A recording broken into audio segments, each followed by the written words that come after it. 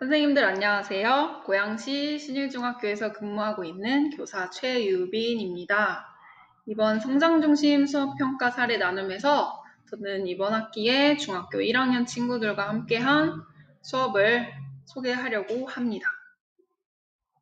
이렇게 화면에 제 얼굴이 나오는 녹화 영상을 처음 찍는 거라서 굉장히 어색하고 그런데요.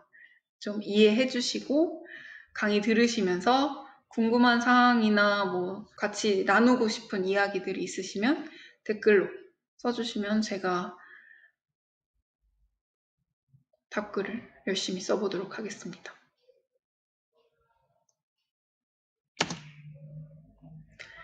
이번 수업을 통해 저는 학생들이 상대를 공감하고 존중하고 자아 존중감을 기르도록 진행을 했고요. 콘텐츠를 감상하고 작품을 완성하고 친구들의 작품을 보고 동료평가, 자기평가까지 하는 수업으로 진행을 했습니다. 원격 수업과 등교 수업을 함께한 블렌디드 러닝으로 진행을 했지요. 이번 수업은 DMZ 국제 다큐멘터리 영화제에서 공문이 왔어요. 거기서 이제 자신들이 다뤘던 언프리티 영미라고 하는 다큐멘터리 영화를 지원해 줄 테니 교육적 목적으로 사용할 교사들을 신청을 받았고 제가 여기서 신청을 해서 한번 보니까 학생들이 공감을 잘 할 수 있는 외모 지상주의라는 주제로 영미라는 학생의 그런 내적 갈등, 외적 갈등들을 다룬 영상이었습니다. 수업 내용을 고민하고 이제 학생들과 캘리그래피로 표현을 하는 수업을 해야겠다라고 생각을 한 다음에 평가 준거에 대해서 생각을 해봤어요.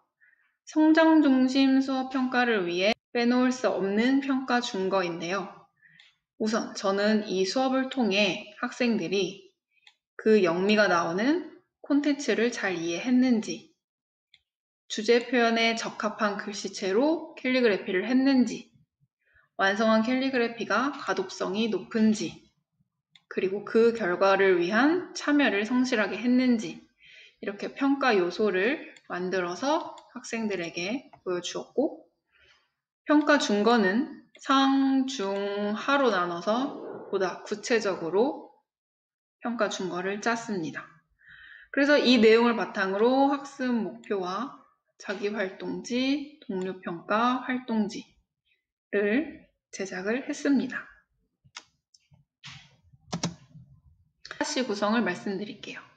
1차 시부터 3차 시까지는 원격 수업으로 진행을 하였고 4차 시, 5차 시는 등교 수업으로 진행을 했습니다.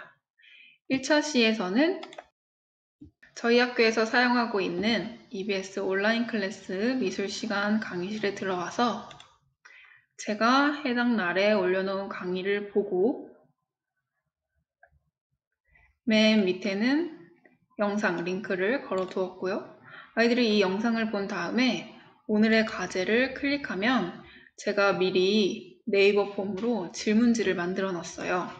그러면 학생들이 여기다가 질문에 응답을 해서 제출하면 되는데 네이버 폼으로 질문지를 만들 때 중요한 점은 첫 번째 질문을 무조건 학번, 두 번째 질문을 이름으로 해야 학번이 숫자로 돼 있어서 나중에 정렬해가지고 누가 들었는지 안 들었는지 과제 체크를 하기가 편리하거든요. 그래서 여기에 있는 질문지들은 그 DMZ 국제영화제에서 저에게 제공했던 워크시트들 중에서 학생들과 함께 생각해 봤으면 하는 것들을 모아서 질문지를 만들었어요.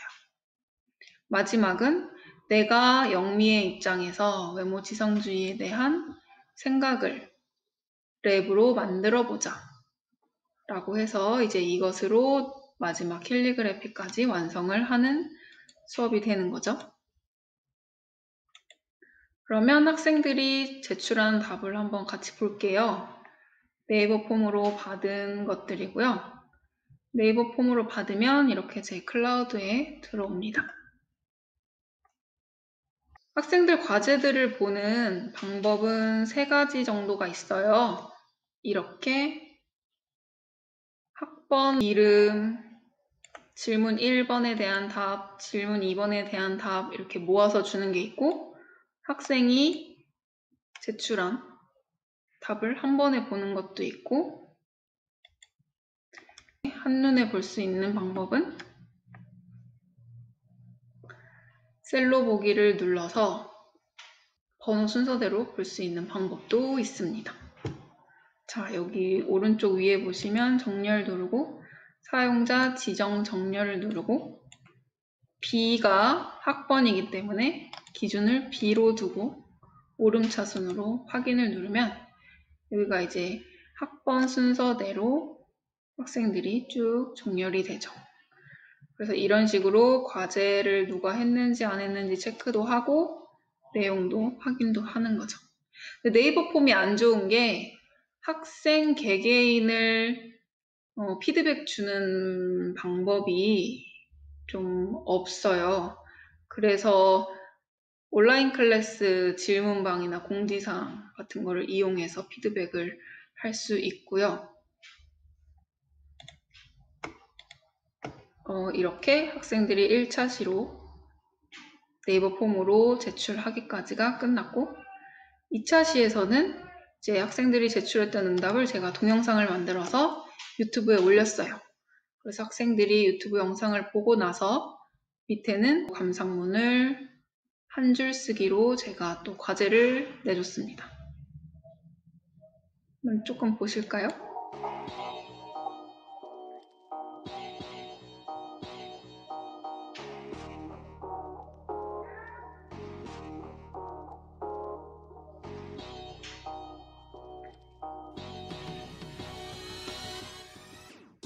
이 영상은 한 쇼를 가지고 만든 다음에 유튜브에서 영상 올리기에 있는 무료 음악을 가지고 와서 좀 긴장감 넘치는 듯한 음악을 찾아가지고 같이 올렸고요. 밑에는 학생들이 꽤 진지하게 쓴 친구들도 있고 자기가 앞으로 어떻게 할 건지 각오를 쓴 친구들도 있고요.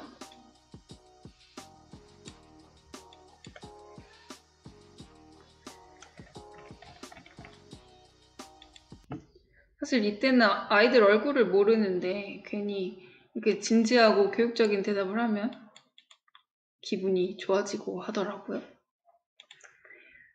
네.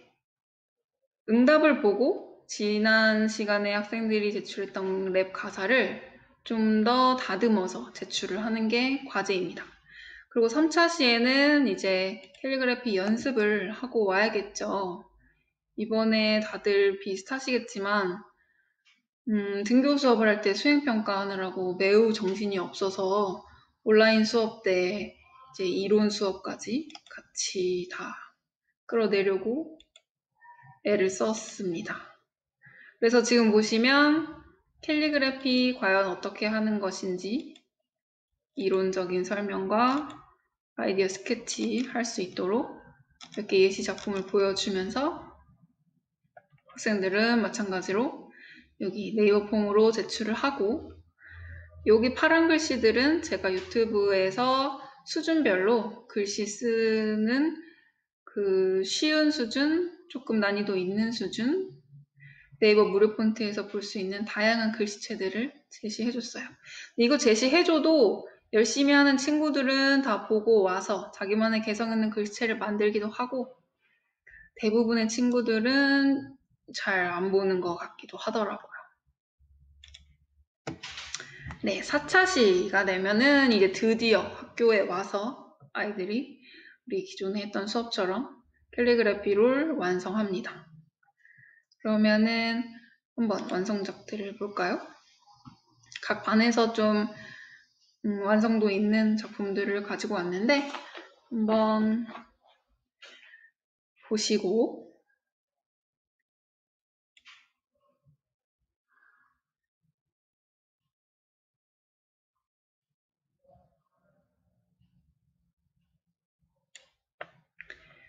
제가 사실 이번 수업에서 제일 재미있었던 게 자기평가, 동료평가였어요.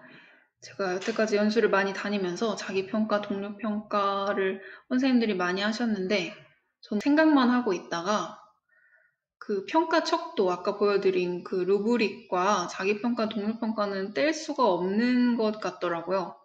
그리고 사실 미술 수업을 하다 보면 결과물로 학생들이 이렇게 작품을 만들었는데 어떤 아이는 내가 의도한 대로 제대로 했어. 근데 어떤 아이는 뭐가 부족해. 근데 그 아이는 자기가 뭐가 부족한지 몰라. 그리고 그냥 넘어가는 순간들이 많아서 좀 아쉽기도 했고 뭔가 마침표가 없는 느낌이었어요. 그래서 이번에 좀 용기를 내고 시간도 내고 해서 자기평가, 동료평가지를 만들어서 수업 마지막에 이런 시간을 가졌는데 하고 나니까 되게 좋더라고요. 뭐가 좋았는지는 계속 말씀을 드릴게요. 일단 자기평가지. 이번 수업의 학습 목표를 다시 제시해주고 학생들이 무엇을 배웠고 어떻게 성장했는지 자기 스스로 아까 평가 준 거들을 제가 여기다가 글로써 표현을 해서 학생들이 그렇다, 그렇지 않다 라고 체크를 하고 여기 잘한 점, 부족한 점에는 또 글로 써서 제시를 했어요. 그리고 동료평가는 칠판에 각 반 학생들의 작품을 숫자로 제시를 해줘요. 번호랑 상관없이 익명으로. 그래서 1번과 2번 잘한 거, 부족한 거 학습 목표 기준으로 그런 것들을 쓰고 그 이유를 구체적으로 쓰라고 했었죠. 그래서 제가 한 반에서 나온 잘된 작품과 부족한 작품에 대해서 한번 말씀을 드려볼게요. 지금 이 그림 같은 경우에는 6명 정도가 잘했다. 학습 목표에 가장 잘 맞게 표현했다라고 했던 작품이에요. 지금 동료평가는 그 6명의 학생들이 한 문장으로 쓴 말이고 자기평가는 이 그림을 그린 친구가 자기의 작품을 잘한 점, 부족한 점으로 평가를 한 거예요. 사실 이런 것들을 읽어보면 학생들이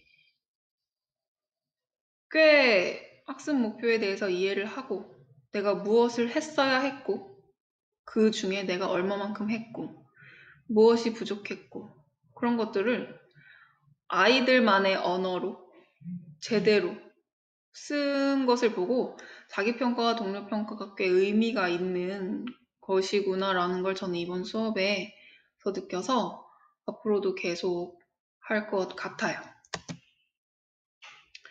네, 두 번째 작품은 이것 또한 5명 정도가 학습 목표 성취를 잘한 작품이다 라고 동료평가를 하고 자기평가를 한 내용이에요. 이 작품도 5명 정도의 친구들이 학습 목표에 맞게 잘 표현했다고 얘기한 작품이고요. 한번 읽어보세요.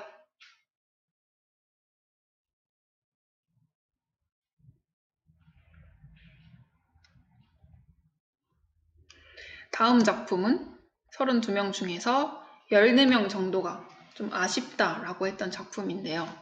보면은 글씨체에 대한 이야기, 눈에 잘 띄는 짙은 색으로 했으면 좋겠다는 이야기, 글씨의 위치에 대한 이야기, 다른 색으로 칠했으면 좋겠다, 독특했으면 좋겠다, 크기를 크게 했으면 좋겠다 라고 하는 아쉬운 말들을 써줬고 여기서 재밌었던 게 자기도 알고 있더라고요. 가사 내용은 좋은데 글씨체가 개성이 없는 것 같다. 저는 약간 여기서 아이들도 자기 자신을 냉철하게 평가할 수 있구나 라고 생각을 해서 이 평가지를 다시 읽어보면서 재미있었어요. 이 작품은 아이들이 문장도 짧고 너무 한쪽으로 몰려있고 글씨도 너무 작고 개성도 없고 라고 여러 명이 얘기했는데 자기평가를 보면은 별로 얘기한 게 없죠.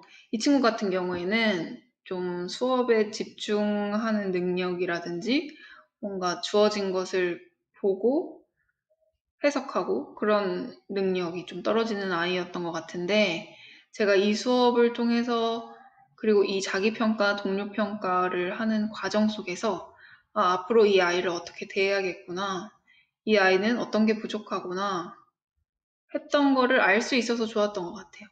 제가 만약에 자기평가, 동료평가 없이 그냥 수업 과정에서 이 아이에 대해서 관찰만 했다면 사실 너무 아이들이 반에 32명 너무 많고 수업도 너무 많아서 금방 까먹을 수 있는데 자기평가, 동료평가지에 이 아이에 대한 내용이 남고 그리고 이 아이가 이렇게 썼을 때 같이 대화를 나누면서 좀 더 둘이 같이 래포도 형성하고 그러면서 앞으로 이 아이를 위해 내가 어떻게 대해야겠다라는 생각을 할 수 있었습니다. 네, 평가 준 거에 대해서 다시 말씀을 드리려고요. 이게 이번 사례 나눔을 준비하면서도 가장 중요한 내용인 것 같아서 선생님들도 함께 앞으로 수업을 준비할 때 평가 준 거를 먼저 생각하는 게 굉장히 체계적이고 뭔가 꽉 찬 것 같은 수업을 만들 수 있는 것 같더라고요. 평가 준 거는 평가자들과 학습자들 둘 다에게 장점을 주는데요. 평가자들에게는 평가할 때 활용할 수 있는 구체적인 정보를 제공하고요. 이렇게 평가 다양한 요소 그리고 그것을 상중하로 나눴기 때문에 아주 구체적이죠. 그리고 학습자들에게는 이 표를 제시함으로써 이 표 혹은 자기평가지, 동물평가지에 있는 그 내용을 제공함으로써 자신의 수준을 알 수 있고 스스로 평가해서 내가 뭘 배워야 했는지, 뭘 배웠는지, 뭐가 부족한지 자기주도적으로 할 수 있다라고 해서 이거 같은 경우에는 한 번만 해서 끝나는 게 아니라 1년, 2년, 3년 이 아이들과 함께하는 수업 내내 이런 식으로 수업을 한다면 학생들이 좀 더 수업을 들을 때 자기 스스로 체계적으로 생각하고 내가 이번 수업에 뭘 해야 되는구나 이거를 알 수 있을 것 같아서 되게 의미가 있었어요. 저도 이번 수업을 준비하고 실행하면서. 네, 제가 준비한 발표는 여기까지고요. 선생님들이 강의 보시면서 궁금했던 사항들은 댓글로 남겨주시면 제가 실시간으로 응답을 해드리도록 하겠습니다.